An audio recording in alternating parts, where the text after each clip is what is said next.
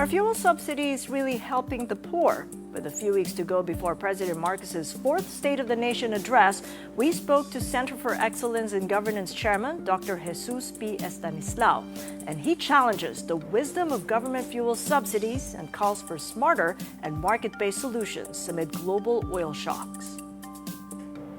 It doesn't make sense for us to subsidize. We have to make the markets work. See, the moment oil prices go up, and we allow oil prices to go up, people will look for ways and means by which they can save. Now, obviously, they cannot do that 100%. So they'll have to suffer a little. And that's why we have a stake in the Middle East conflict. We have a stake in what Iran will do if they're going to keep open or close the Hormuz Strait. So we are part of that war. And whether we like it or not, we possibly are going to be affected in a bad way.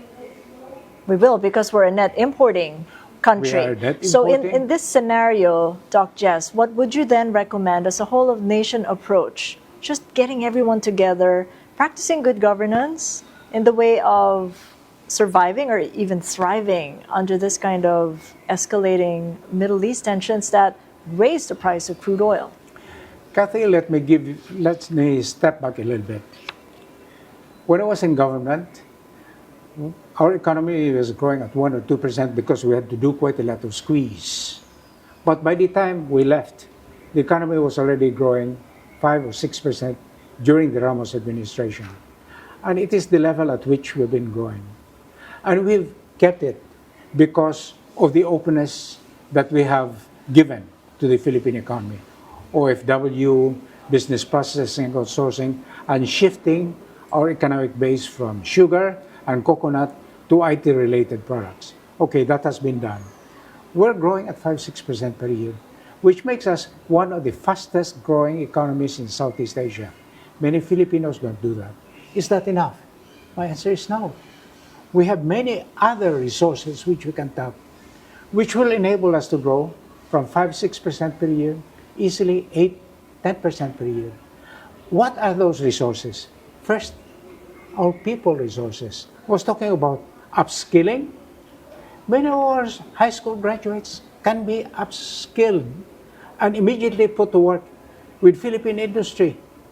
And as a matter of fact, Lufthansa uses the Philippines as a resource base for their technicians.